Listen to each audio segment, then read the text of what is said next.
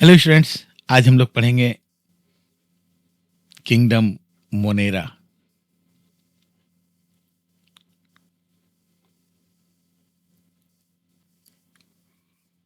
Kingdom Monera में जितने भी ऑर्गेनिजम्स हैं वो सारे के सारे प्रोकैरियोटिक होते हैं, यूनिसेलुलर होते हैं।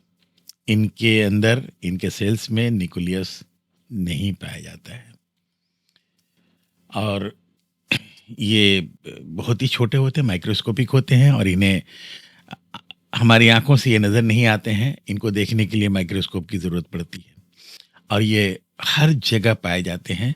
ये फ़िज़ा में, एटमॉस्फेयर में काफ़ी ऊंचाई तक ये मौजूद होते हैं। समंदर के पानी में मौजूद होते हैं, दरियाओं में मौजूद होते हैं, तालाबों में मौजूद होते हैं, बर्फीले मैदानों में मौजूद होते हैं, ग्लेशियर्स में मौजूद होते हैं, चट्टानों में होते हैं, रेगिस्तानों में होते हैं, यहाँ तक कि एनिमल्स और प्लांट्स के जिस्म के अंदर भी ये पाए जाते हैं, यानी हर जगह होते हैं। इनकी जो कैरेक्टरिस्टिक फीचर्स हैं वो अब देखते हैं हम लोग। पहली बात तो यह है कि बहुत सिंपलेस्ट होते हैं, यूनिसेलुलर होते हैं, माइक्रोस्कोपिक होते हैं, बहुत ही छोटे होते हैं। इनके सेल्स जो हैं प्रोकैरियोटिक हैं क्योंकि इसमें बाकायदा डिस्टिंक्ट न्यूक्लियस नहीं होता है और ना ही इनमें मेम्ब्रेन बाउंड सेल ऑर्गेनेल्स होते हैं।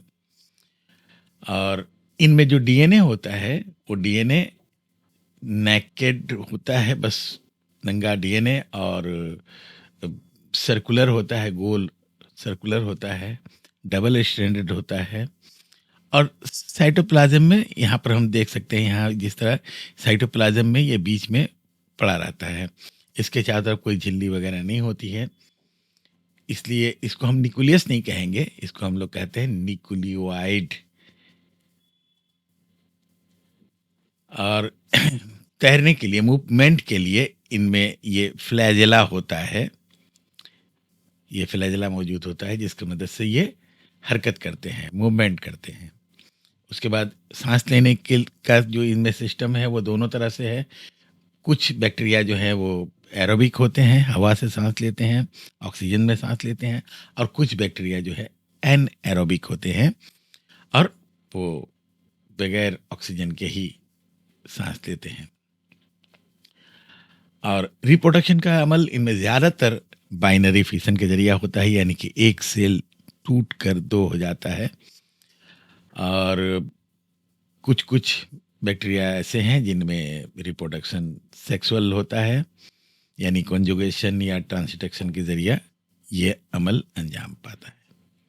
तो ये हो गए बैक्टीरिया की इनकी कैरेक्टरिस्टिक फीचर्स। अब कुछ एग्जांपल्स देख लेते हैं।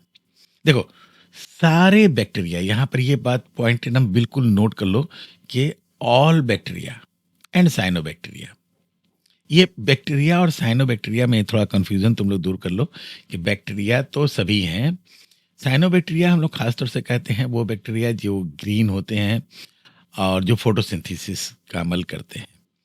ठीक है, पुराने जो क्लासिफिकेशन में इनको एल्गी में रखा गया था, साइनोबैक्टीरिया को एल्गी कहा जाता था, ब्लू ग्रीन एल्गी, लेकिन आज इनको भी बैक्टीरिया ही कहा जाता है। तो बैक्टीरिया या साइनोबैक्टीरिया सारे के सारे किंगडम मोनेरा में रखे गए हैं। यहाँ पर हम 3 एग्जाम्पल्स देख सकते हैं। या देखो, ये है एस्रिचिया कोली, ये एक बैक्टीरिया है। एक है विब्रियो कोलेरी, जो कॉलेरा की बीमारी जिससे होती है, विब्रियो कोलेरी, ये वो बैक्टीरिया है। और ये है सैल्मोनेला टाइफोसा, जिससे टाइफाइड की बीमारी होती है। तो ये 3 जो है बैक्टीरिया एग्जाम्पल के तौर पर हम यहाँ देख सकते हैं।